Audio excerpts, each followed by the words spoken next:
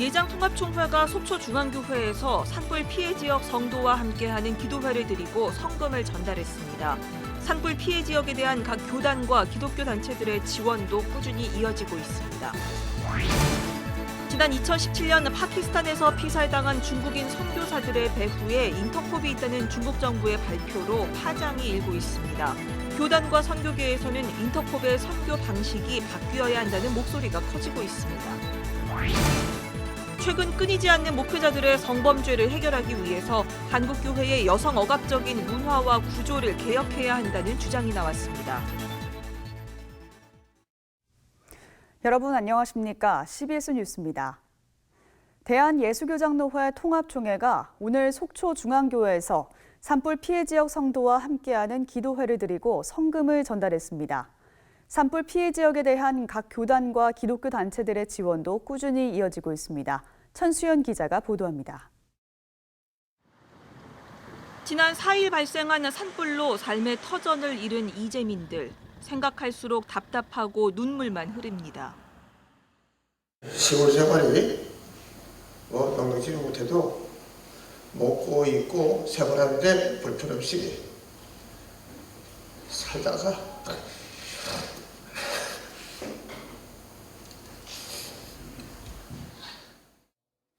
예장통합총회가 속초중앙교회에서 산불 피해 지역 성도와 함께 드리는 기도회를 열었습니다. 이재민들의 간절한 기도 소리가 예배당 안을 가득 채웠습니다. 주여, 주여, 주여. 기도회에는 산불 피해 이재민을 비롯해 예장통합 리명석 총회장과 강원 동로회 재해대책위원회 관계자, 속초시장 등이 참석했습니다. 리명석 총회장은 기도회 설교에서 산불로 삶의 터전을 잃은 분들이 하나님의 도우심으로 평안을 얻고 새 힘을 얻을 수 있게 소망한다며 위로와 격려의 메시지를 전했습니다.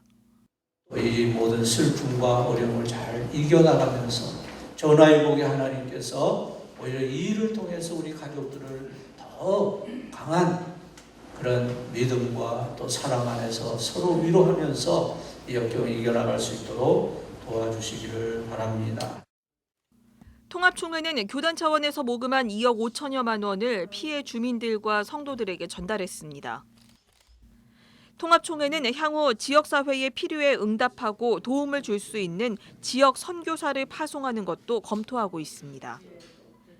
다른 주요 교단들과 기독교 단체들의 모금과 지원 활동도 꾸준히 이어지고 있습니다. 예장합동총회는 강원도 산불 피해 지원을 위해서 1억 원에 가까운 구제 헌금을 모아 전달할 계획입니다.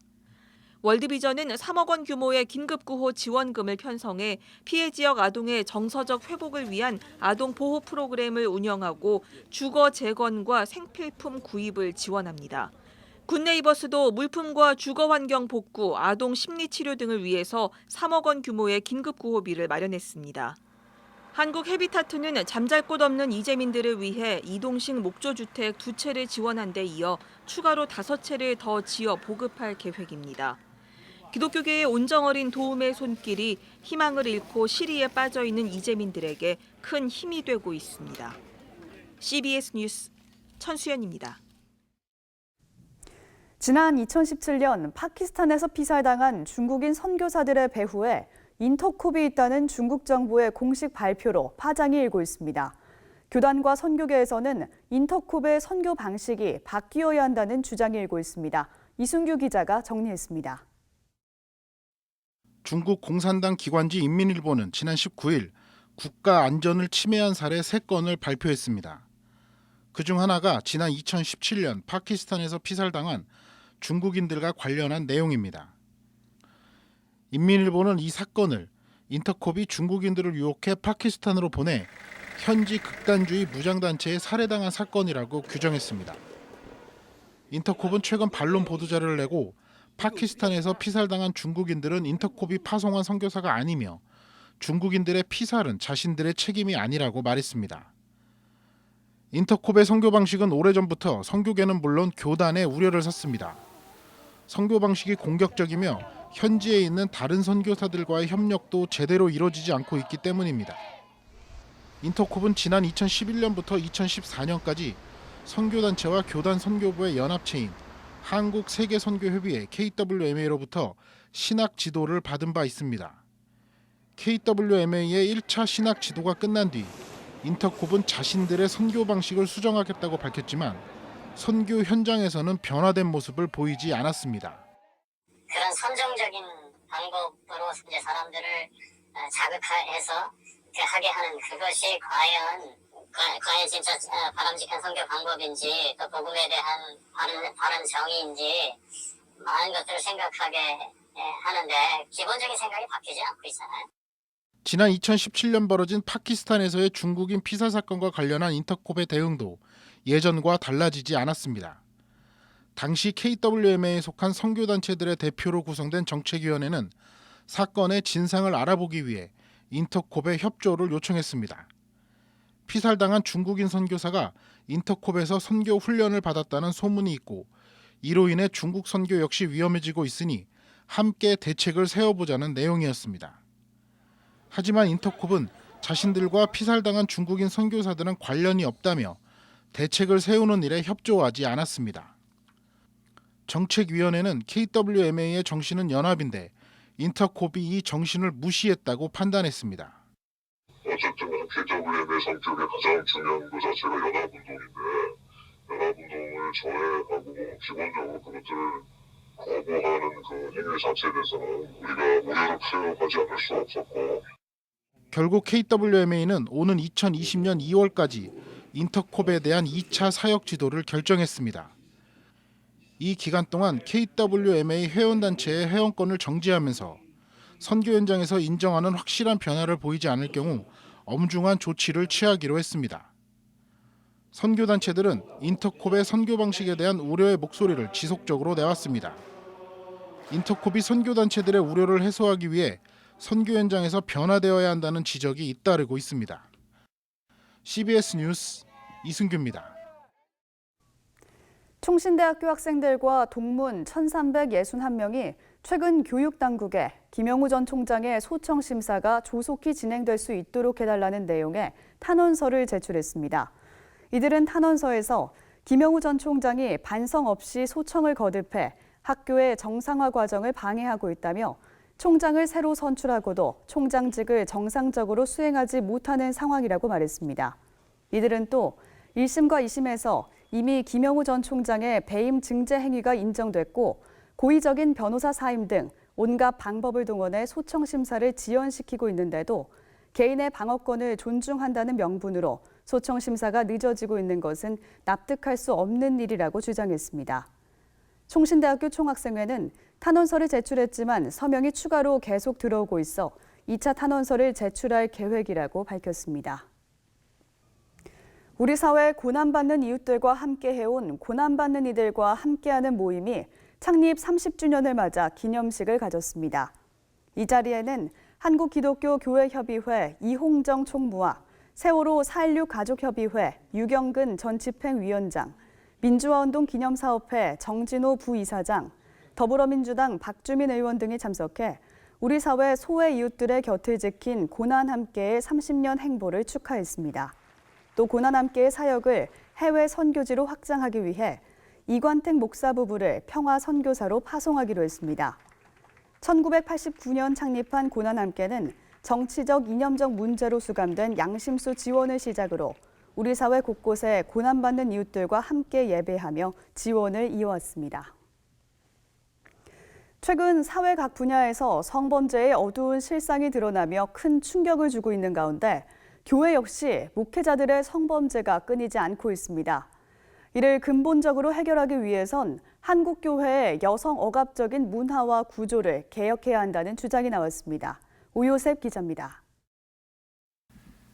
목회자의 성범죄가 한국교회의 커다란 문제로 대두되는 지금, 이를 근본적으로 해결하기 위해선 교회 내 가부장제적 구조와 문화 전반을 개혁해야 한다는 목소리가 일고 있습니다. 최근 다양한 분야의 신학자 10명은 교회 내 성폭력 문제를 신학적으로 진단한 책 성폭력, 성경, 한국교회를 공동 저술하고 교회 성문제를 돌아봤습니다. 저자들은 목회자의 성범죄를 단순히 개인적 일탈로만 바라볼 것이 아니라 교회 차원의 메커니즘 문제로 접근해야 한다고 입을 모았습니다.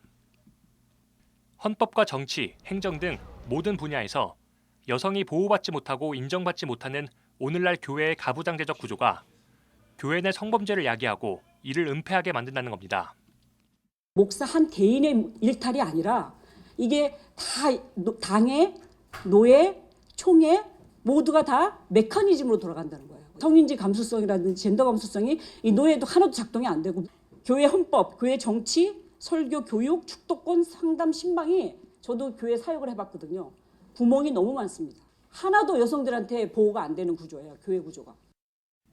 이들은 목회자들의 성범죄를 윤리적 연약함의 문제로만 치부할 것이 아니라 문자적 성경 읽기에서 비롯된 여성에 대한 구조적 인신록적 왜곡을 바로잡아야 한다고 주장했습니다.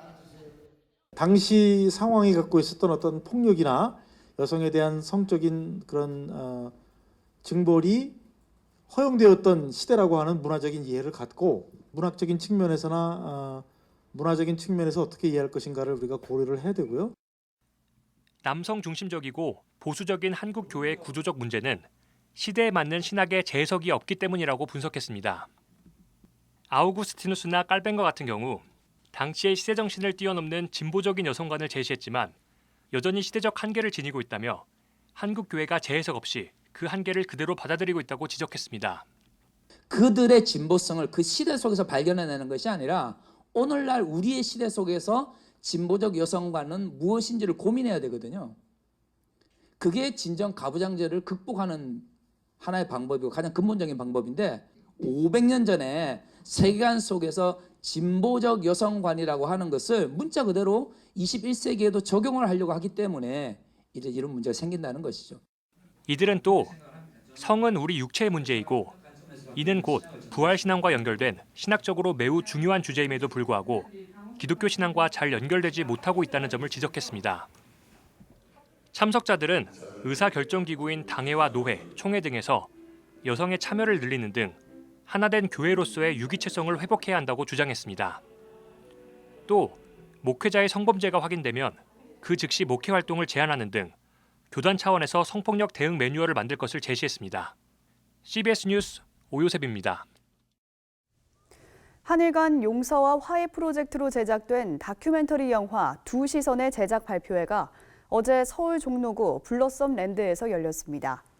영화의 제작을 맡은 곽원일 선교사는 한국인들에겐 용서를 구하고 일본인들에겐 역사적 반성을 촉구하는 사죄운동을 40여 년 동안 펼쳐온 요시다 고조 목사의 사역에 동참하고 싶어 그의 활동을 담은 영화를 제작하게 됐다고 밝혔습니다. 한신대 연규홍 총장도 발표회장을 찾아 우리는 많은 고통과 아픔을 겪은 민족이면서도 세계를 감동시킬 수 있는 영화를 만들지 못한 것이 안타까웠다며 영화 두 시선이 진정한 용서와 화해의 의미를 전하며 세계인의 가슴을 울리는 작품이 되길 바란다고 격려했습니다. 핵 없는 세상을 위한 한국 그리스도인 연대가 사용 후 핵연료에 대한 정의로운 해결에 힘쓰겠다고 밝혔습니다. 그리스도인 연대는 정기총회 선언문을 통해 사용 후 핵연료인 고준위 핵폐기물은 10만 년 이상 격리 보관해야 하지만 안전한 보관 장소를 찾지 못하고 있다면서 지금도 핵 발전으로 누구도 책임질 수 없는 독성 폐기물이 지속적으로 쌓이고 있다고 우려했습니다. 그리스도인 연대는 핵은 결코 평화를 만들어낼 수 없다면서 핵 폐기물 문제의 정의로운 해결에 힘을 모으겠다고 밝혔습니다. 5월 가정의 달을 앞두고 한국기독교 가정생활협회가 제64회 가정주간 기념 예배를 드리고 5월 중 한 주간을 가정주간으로 지킬 것을 한국교회에 요청했습니다. 예배에 참석한 7개 회원교단 그리스도인들은 우리 가정들이 하나님의 뜻을 따르는 가정 공동체가 되기를 기도하고 특별히 한부모 가정, 북한 이탈 주민 가정, 다문화 가정 등 사회에서 소외된 이들의 상처와 아픔을 위로해 줄 것을 간구했습니다. 또 가정주간 선언문을 통해 하나님이 주신 선물인 가정을 잘 돌볼 책임이 있음을 선언하고 예수 그리스도의 가르침을 따라 나눔과 섬김을 실천하는 가정을 만들어갈 것을 다짐했습니다. 가정생활협회는 한국교회가 5월 중 한 주간을 가정주간으로 선포해 지킬 것을 요청하고 홈페이지와 페이스북을 통해 가정주간 예배 소식과 가족을 위한 기도문을 무료 배포합니다.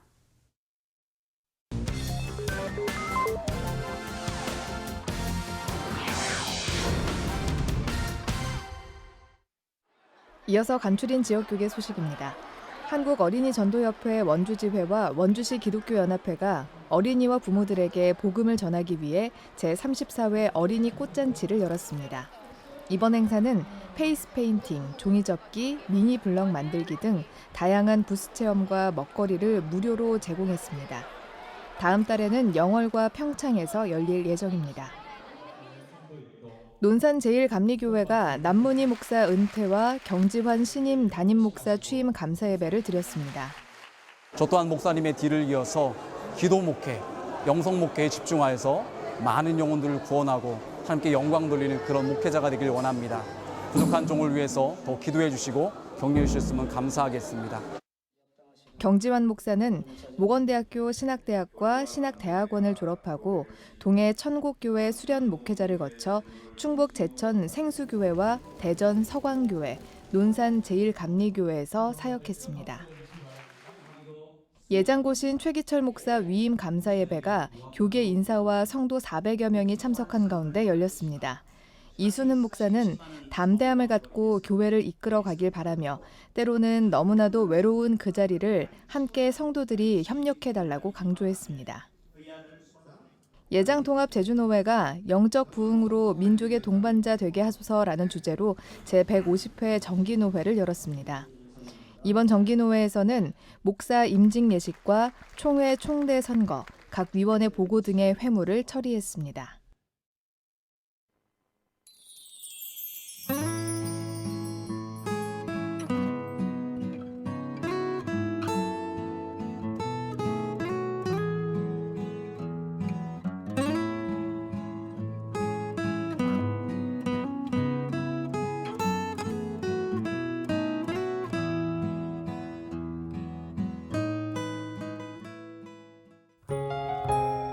날씨입니다.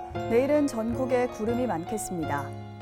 아침 최저기온은 8도에서 14도, 낮 최고기온은 17도에서 24도로 예상됩니다. 이상으로 뉴스를 마칩니다. 시청해주신 여러분 고맙습니다.